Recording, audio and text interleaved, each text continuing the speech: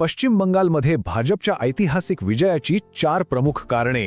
आज आपण कोणत्याही राजकीय दाव्यांमध्ये न अडकता अगदी तटस्थपणे आणि थेट आकडेवारीच्या आधारावर हे समजून घेणार आहोत की पश्चिम बंगालसारख्या राज्यात एवढं मोठं सत्तांतर नेमकं कसं घडलं.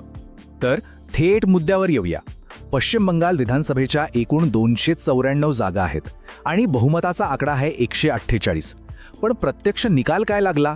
भारतीय जनता पार्टीने फक्त बहुमतच नाही मिळवलं, तर 148 ची ती मॅजिक फिगर अगदी सहज क्रॉस करत थेट 193 जागांवर धडक मारली. विचार करा, 193. हा धक्का किती मोठा होता हे एका साध्या तुलनेतून अधिक स्पष्ट होतं. सलग 15 वर्षे राज्यावर निर्विवाद वर्चस्व गाजवणाऱ्या मुख्यमंत्री ममता बॅनर्जी आणि त्यांची तृणमूल काँग्रेस अवघ्या 95 जागांवर थांबली. आणि दुसरीकडे कधी काळी बंगालमध्ये अस्तित्वासाठी धडपडणारा भाजप थेट 193 वर पोहोचला. आता स्वाभाविकच प्रत्येकाला हा प्रश्न पडतो की एवढ्या मोठ्या प्रमाणात हे अचानक कसं शक्य झालं? यामागे नेमकं गणित काय होतं? हे सगळं कसं घडलं हे उलगडण्यासाठी आपण या विजयाचे 4 मुख्य आधारस्तंभ बघणार आहोत. ऐतिहासिक पार्श्वभूमी, हिंदू मतांचं ध्रुवीकरण, महिला मतदारांचा कौल, ती वादग्रस्त SIR मोहीम आणि शेवटचं म्हणजे सूक्ष्म नियोजन. सुरुवात करूया पहिल्या टप्प्यापासून, ऐतिहासिक निकाल आणि त्याची पार्श्वभूमी. कारण बघा, एवढा मोठा विजय काही रातोरात मिळत नसतो. भाजपचा बंगालमधला आलेख खरंच खूप इंटरेस्टिंग आहे. 2015च्या बिहार निवडणुकीनंतरच पंतप्रधान मोदींनी गंगा आता बंगालकडे वाहणार असा एक सूचक इशारा दिला होता. 2016मध्ये बंगालमध्ये भाजपला फक्त 3 जागा मिळाल्या होत्या. लक्षात घ्या, फक्त 3. पण 2021मध्ये त्यांनी थेट 77 जागांवर उडी मारली. आणि आता 2026मध्ये थेट 193 जागांचा ऐतिहासिक टप्पा. म्हणजे हा विजय आकस्मिक नाही, तर ही एका अत्यंत प्रदीर्घ आणि सातत्यपूर्ण रणनीतीची परिणती आहे. आता आपण बघूया भाजपच्या रणनीतीचा पहिला आणि सर्वात मोठा आधारस्तंभ, हिंदू मतांचं ध्रुवीकरण. लोकनीती CSDSची एक अतिशय रंजक आकडेवारी आहे.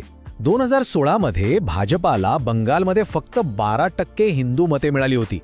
पण 2021मध्ये हाच आकडा थेट 50% जाऊन पोहोचला. याच 50%च्या भक्कम पायावर त्यांनी 2026ची संपूर्ण इमारत उभी केली. जास्तीत जास्त हिंदू मते आपल्याकडे खेचणे हेच या निवडणुकीत त्यांचं मुख्य सूत्र बनलं होतं. आता हे ध्रुवीकरण नेमकं केलं कसं? प्रचाराच्या काळात TMCच्या खासदार सायनी घोष यांचा एक व्हिडिओ खूप व्हायरल झाला होता, ज्यामध्ये त्या काबा आणि मदिना बद्दलचं एक गाणं गाताना दिसल्या. अमित शाह आणि योगी आदित्यनाथ यांच्यासारख्या नेत्यांनी बरोबर हाच धागा पकडला आणि या निवडणुकीला थेट काली विरुद्ध काबा असं स्वरूप दिलं. आणि आणखी एक स्मार्ट मूव्ह म्हणजे नेहमीच्या जय श्रीरामऐवजी त्यांनी बंगालच्या स्थानिक संस्कृतीला साजेसा असा जय महाकाली हा नारा दिला. अगदी अचूक टायमिंग. आणि यातच भर पडली ती फिश पॉलिटिक्स, म्हणजेच माशांवरून झालेल्या राजकारणाची. ममता बॅनर्जींनी असा आरोप केला होता की भाजप सत्तेत आल्यास लोकांना मासे आणि अंडी खाऊ देणार नाहीत. उत्तर भारतातला भाजपचा मतदार प्रामुख्याने शाकाहारी असला तरी बंगाली शाक्त परंपरेत माशांचा महाप्रसाद चालतो. यावर भाजपने कसं उत्तर दिलं? अनुराग ठाकूर आणि मनोज तिवारी यांच्यासारखे बडे नेते चक्क मासे खाताना दिसले. यातून त्यांनी अगदी स्पष्ट मेसेज दिला की आमचं हिंदुत्व हे बंगाली संस्कृती आणि तिथल्या खाद्य सवयींचा पूर्ण सन्मान करतं. आता वळूया दुसऱ्या आणि अत्यंत गेम चेंजर स्तंभाकडे, महिला मतदारांचा कौल. ममता दिदींची 15 वर्षांची सत्ता टिकवण्यात महिला मतदारांचा वाटा सिंहाचा होता. हे ओळखून भाजपने इथे थेट अर्थशास्त्राचा अत्यंत कल्पक वापर केला. ममता बॅनर्जींनी त्यांच्या लक्ष्मी भंडार योजनेचे पैसे वाढवून 1500 रुपये केले होते. पण भाजपने यावर थेट डबल धमाका दिला. महिन्याला चक्क 3000 रुपये. शिवाय सरकारी नोकऱ्यांमध्ये महिलांना 33% आरक्षण आणि सरकारी बसमधून प्रवास पूर्णपणे मोफत. महाराष्ट्र किंवा दिल्लीसारख्या राज्यात महिला मतदारांनी भाजपला जो कौल दिला आहे, तोच फॉर्म्युला या आक्रमक आश्वासनांमुळे बंगालमध्येही हिट ठरला. आता आपण वळूया तिसऱ्या स्तंभाकडे, ज्याने प्रत्यक्ष निवडणुकीचं संपूर्ण गणितच बदलून टाकलं. तो म्हणजे मतदार यादीतील SIR म्हणजेच सिस्टमॅटिक इंडिपेंडेंट रिव्ह्यू मोहीम. थेट आकड्यांवर बोलूया. तब्बल 91 लाख.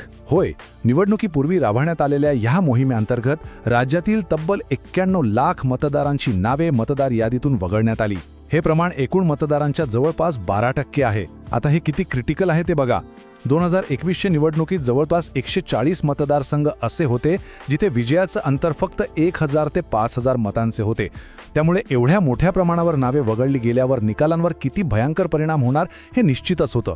साहजिकच या मोहिमेवरून प्रचंड राजकीय वादळ उठलं. भाजपचं म्हणणं होतं की वगळण्यात आलेली ही 91 लाख नावे बेकायदेशीर घुसखोर आणि बोगस मतदारांची होती. तर दुसरीकडे तृणमूल काँग्रेसने आरोप केला की या मोहिमेद्वारे जाणीवपूर्वक मुस्लिम मतदारांना टार्गेट करून त्यांची नावे हटवली गेली. आपण या दाव्याप्रती दाव्यान पडणार नाही, पण या सिस्टमॅटिक शिफ्टचा थेट परिणाम मतदानाच्या टक्क्यांवर आणि निवडणूक गणितावर झाला, हे मात्र 100% खरं आहे. हा फटका कसा बसला हे मुर्शिदाबाद आणि मालदा सारख्या मुस्लिम बहुल जिल्ह्यांच्या आकडेवारीवरून अधिक स्पष्ट होतं, जिथे सर्वात जास्त नावे वगळण्यात आली. 2021 मध्ये याच 6 जिल्ह्यांमधून तृणमूलने तब्बल 103 जागा खिशात घातल्या होत्या, तर भाजपाला केवळ 14 जागा मिळाल्या होत्या. हे जिल्हे टीएमसीचे अभेद्य बालेकिल्ले मानले जायचे, पण SIR मोहिमेमुळे इथलीच मतदारसंख्या घटली आणि साहजिकच गणिताच्या खेळात तृणमूलला त्यांच्याच बालेकिल्ल्यांमध्ये सर्वात मोठा फटका बसला. आता आपण शेवटच्या आणि चौथ्या स्तंभाकडे आलो आहोत. भाजपची अफाट संघटनात्मक ताकद, सूक्ष्म नियोजन आणि बूथ मॅनेजमेंट. अमित शहांच्या नेतृत्वात हे नियोजन अक्षरशः एखाद्या सर्जिकल स्ट्राईकसारखं होतं. भाजपच्या टीमने बंगालमधल्या सर्व 80,719 पोलिंग बूथचा डेटा काढला. मग त्यांना स्ट्रॉंग, मॉडरेट आणि वीक अशा 3 गटांत विभागलं आणि यातले असे 5000 मॉडरेट बूथ बाजूला काढले जिथे 2021 मध्ये विजयाचं अंतर खूपच कमी होतं. माहितीये, रात्री 3-3 वाजेपर्यंत बैठका घेऊन भाजपने आपली पूर्ण ताकद आणि त्यांचं प्रसिद्ध UP मॉडेल फक्त आणि फक्त याच 5000 बूथवर फोकस केलं. आणि हे नियोजन जमिनीवर उतरवण्यासाठी त्यांनी वापरलं त्यांचं हुकमी अस्त्र पन्ना प्रमुख. पन्ना प्रमुख म्हणजे काय, तर असा एक कार्यकर्ता ज्याच्याकडे एका पानावरच्या फक्त 30 ते 60 मतदारांची जबाबदारी असते. त्याचं काम नुसता प्रचार करणं नसतं, तर मतदानाच्या दिवशी त्या ठराविक लोकांना घरातून बाहेर काढून थेट मतदान केंद्रापर्यंत घेऊन जाणं असतं. हे अगदी मॅन टू मॅन मार्किंग आहे आणि यामुळेच हवेत असलेली लाट प्रत्यक्ष EVM मशीनमध्ये मतांच्या रूपात अचूकपणे उतरली. या सगळ्यात एक अतिशय हुशार खेळी भाजपने केली. त्यांनी 2021च्या चुकांमधून बरोबर धडा घेतला. तेव्हा ममता दिदींनी त्यांच्यावर बाहेरच्या लोकांचा पक्ष असा शिक्का मारला होता, ज्याचा TMCला फायदाही झाला. पण यावेळी भाजपने काय केलं? प्रचाराची धुरा पूर्णपणे स्थानिक बंगाली नेत्यांच्या हाती दिली आणि स्पष्ट जाहीर केलं की आमचा मुख्यमंत्री हा बंगालच्याच मातीतला असेल. यामुळे त्यांच्यावर लागलेला तो आउटसायडरचा टॅग एकदम पुसून टाकण्यात त्यांना यश आलं. तर आता आपण वळूया आपल्या विश्लेषणाच्या अंतिम टप्प्याकडे आणि निष्कर्षाकडे. थोडक्यात सांगायचं तर सलग 15 वर्षांची एक हाती आणि प्रबळ सत्ता उलथवून लावणं ही काही साधी गोष्ट नक्कीच नव्हती. पण बंगाली परंपरेशी जोडले गेलेले हिंदुत्व, महिलांना आकर्षित करणारी अत्यंत आक्रमक आर्थिक आश्वासने, SIR मोहिमेतून साधलेलं अचूक इलेक्टोरल गणित आणि अमित शहांच्या नेतृत्वात राबवलेलं मायक्रो लेव्हल बूथ मॅनेजमेंट, याच 4 अचूक शस्त्रांच्या जोरावर भाजपने पश्चिम बंगालमध्ये हा ऐतिहासिक आणि पूर्णपणे डेटा ड्रिव्हन विजय मिळवला आहे. या अभूतपूर्व विजयानंतर आता एकच प्रश्न संपूर्ण राजकीय वर्तुळात गुंजतोय.